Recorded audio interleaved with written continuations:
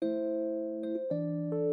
mata dunia, Indonesia dikenal luas akan keanekaragamannya. Beragam suku bangsa, budaya, agama, ras, dan bahasa saling berbaur jadi satu.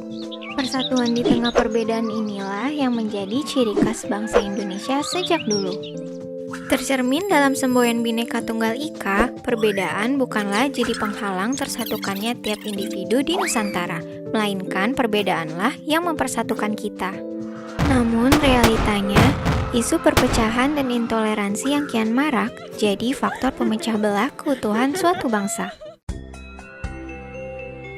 Belakangan ini, negeri kita tercinta dihantam berbagai permasalahan internal, terutama soal integrasi nasional. Kurangnya sikap toleransi jadi pemercik utama rusaknya kerukunan antar sesama. Beragam tindakan-tindakan negatif, mulai dari penyebaran pesan intoleran, isu berbau rasisme, hingga ujaran kebencian kian berkembang pesat di sekitaran masyarakat. Akibatnya, berbagai konflik internal pun muncul, dan hal tersebut lantas memicu terjadinya pergesekan antara kelompok mayoritas kepada minoritas.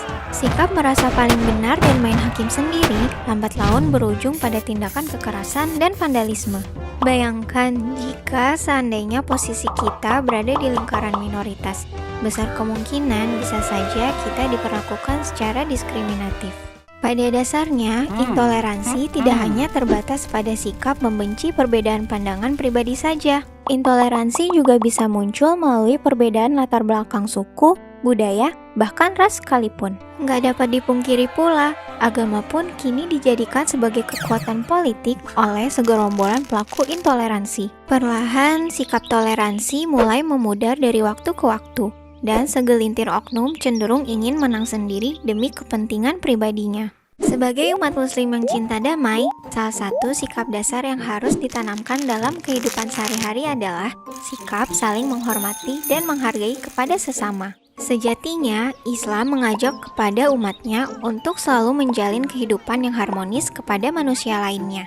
Dan Islam juga sangat menjunjung tinggi keadilan bagi siapa saja tanpa memandang apapun latar belakangnya. Termaktub di dalam surat Al-Mumtahanah ayat ke-8, Allah sebenarnya telah mengingatkan kita untuk selalu menghormati kepada sesama.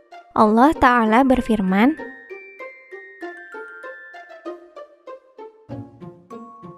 dari uraian tersebut dapat ditafsirkan bahwasanya Allah tidak melarang umat Islam dalam berbuat kebaikan, menyambung silaturahmi, hingga berbuat adil kepada orang-orang di luar Islam, selama mereka tidak memerangi kita karena agama. Dari hadis Bukhari, suatu waktu Rasulullah SAW pernah ditanya, agama manakah yang paling dicintai oleh Allah? Maka beliau menjawab, Al-Hanifiyah As-Samhah, yang lurus lagi toleran. As-Samhah berasal dari kata tasamuh yang merujuk pada makna toleransi. Hadis tersebut sering digunakan sebagai rujukan Islam untuk mendukung sikap toleransi. Dengan berpegang teguh pada nilai-nilai Pancasila, kita seharusnya dapat meningkatkan rasa persaudaraan kepada antar sesama. Mencegah perpecahan akibat perbedaan adalah tugas kita semua sebagai warga negara Indonesia demi menjaga keutuhan bangsa. Hal tersebut dapat diwujudkan dengan menerapkan sikap toleransi di dalam kehidupan sehari-hari sedari dini. Hal-hal sederhana seperti membimbing anak-anak untuk menghormati pendapat orang lain, hingga mengajarkan mereka untuk tidak mendiskriminasi suku, agama, dan ras dalam pergaulan adalah sebagian contoh sikap toleransi.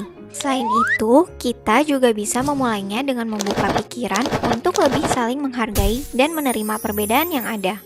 Bukankah manusia itu diciptakan berbeda-beda dengan segala keunikannya? Terlebih di Indonesia memiliki beragam suku, adat, dan ras yang heterogen. Maka sudah saatnya kita bersatu padu tanpa sekat. Terima kasih, tunggu video selanjutnya ya. Download Kita Umroh di Play Store dan di App Store sekarang.